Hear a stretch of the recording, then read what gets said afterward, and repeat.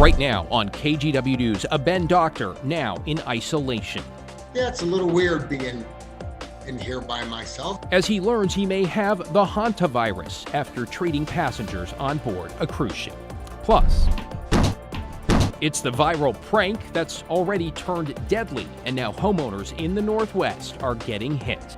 Then there are the protests the president said were so out of control, he tried to send the National Guard. We would expect heavier sentences if that were the case. How KGW investigators found most people arrested received no time behind bars. And later, there's just very few places where you can't grow potatoes. So does that include the moon? How Oregon State researchers are trying to find out in a NASA-backed project that sounds like science fiction. But first, to a live look at downtown Portland, where temperatures have cooled off as rain showers move through and isolated thunderstorms pop up across our region. Thanks for joining us. I'm David Molko, along with Chief Meteorologist Matt Zafino. So Matt, how long will this active weather be sticking around? That's going to stick around all night long, basically, David. This is our camera out in the Dalles. I've been seeing a lot of lightning out to the west from this camera. Of course, it's tough to time it out when we're going on the air. Also up at Timberline, a lot of lightning strikes on both of our Timberline cameras. This is the main one looking up towards the mountain here. Not seeing any at the moment, but there's been several strikes. It's cooled down to 50 degrees there, and you can see on Doppler radar why I'm saying that. Here's Mount Hood. Got a line of thunderstorms right over the crest of the Cascades. A couple of showers over the valley. Now it's interesting because we had that earlier band that was a little bit farther west, but right now they're really lined up over the high terrain of the Cascades themselves. There's not much out over the Coast Range either, but there is a few more over the valley to the south, so we'll need to keep our eyes on this overnight tonight. You can see the rain from our Timberline camera there, right, coming on down. Nobody's picked up all that much. There's about a quarter of an inch over at Maupin on the east side of the Cascades, but the thunderstorms continue overnight. Gusty winds and downpours possible near the storms. By tomorrow morning, we get up for the morning commute. It's just rain and much cooler weather on the way, David. Oh, a lot to keep an eye on for now, though. Thanks, Matt. It's a new video now just into the KGW newsroom showing Clackamas County Sheriff's deputies using force during an arrest over the weekend. A warning, some of you may find parts of this difficult to watch. The Sheriff's Office releasing the body cam video tonight after witness video of the same arrest from Sunday afternoon started spreading online, with some calling the use of force into question. Deputies say the suspect was wanted in a domestic disturbance earlier that day. They claim when they tried to put him in handcuffs, he resisted, and that's when they used force. Take a look. Put your hands behind your back. Put your hands. Whoa, whoa, whoa, whoa, whoa. Hey. Knock it off. Yep.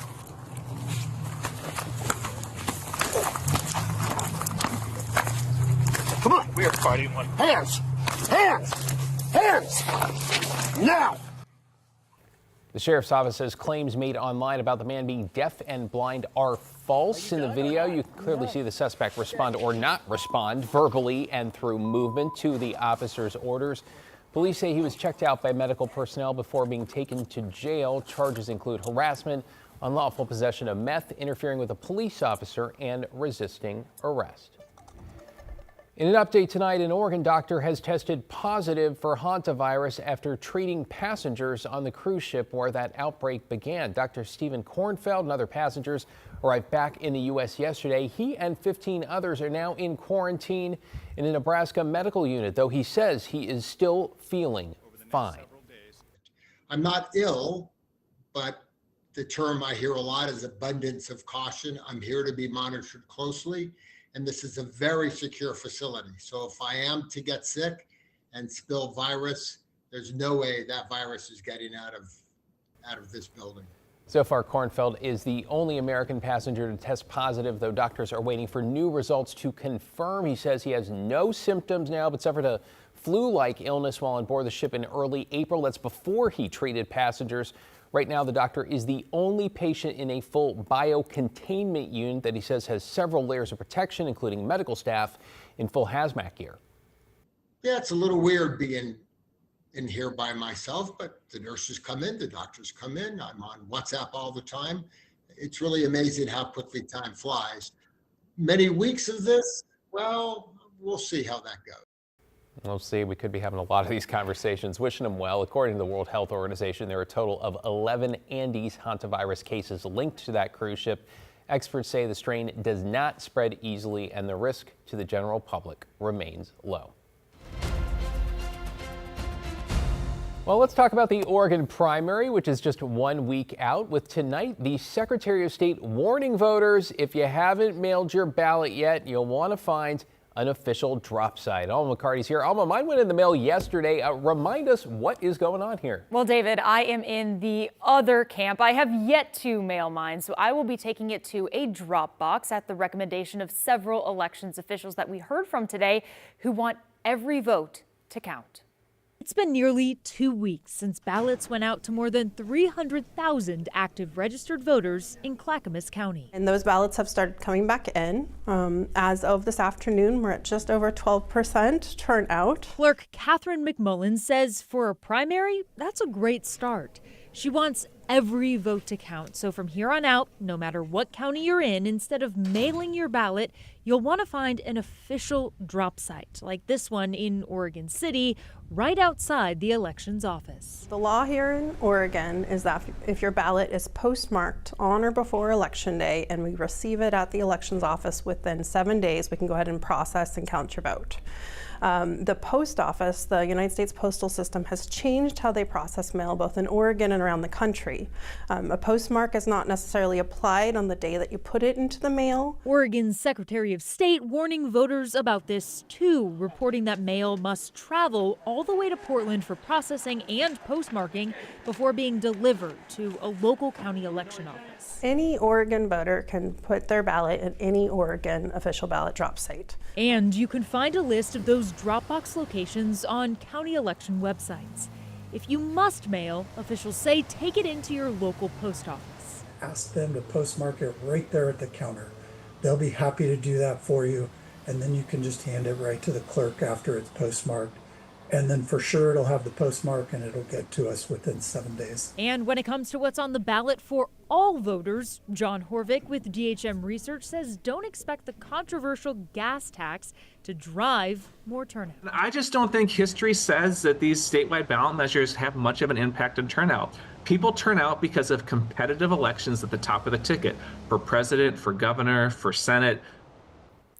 Now, Horvick says at this point, statewide turnout is at about 11%. That's consistent with the historical average. In Multnomah County, turnout's lower than anywhere else, sitting at around 8%. And you may notice fewer local races on the ballot because both Portland and now Multnomah County use ranked choice voting for candidates. Those contests won't show up until November. David? Now, there are some tax increases or renewals on the ballot, so in that case, definitely worth voting as usual. Thanks, Alma. Appreciate it. Well, to yet another arrest in a growing child sex abuse case in Vancouver. Authorities say this is a photo of Anna Hartley, the wife of the medical assistant already charged in the case, being taken into custody. A warning, some of the details here are disturbing. Anna Hartley is now the fourth person linked to the abuse investigation. She's accused of helping transport a child to the home of a local pediatrician, Dr. Michael Wilmington, who investigators say hosted naked sleepovers involving kids. Anna is the wife of this man, Chad Hartley, who was a medical assistant at a Peace Health clinic in Vancouver. He is also facing child molestation and child pornography charges. Prosecutors say Anna knew the child was abused, but did nothing. She still left this child with the husband, Chad Hartley, and took the child to Wilmington's house, the co-conspirator who is now deceased, multiple times. This is an ongoing pattern of very severe child sexual abuse. Dr. Wilmington took his own life earlier this month. Another man accused of introducing Wilmington and Chad Hartley and encouraging Chad to bring a victim to Wilmington has also been arrested. A reminder, if you or someone you know is a survivor of sexual assault, help is available anytime. One resource, the National Sexual Assault Hotline. The number is 800-656-4673. A fire that destroyed a picnic shelter at Louisville Regional Park north of Battleground is now being investigated as a possible arson. Crews say the shelter was engulfed when they arrived around 1 this morning. Now, earlier this month, there were 2 other fires in the same park, one that burned a tree and another that damaged a bathroom and trash can. The park will reopen tomorrow, but the area around that burned shelter will remain closed for now.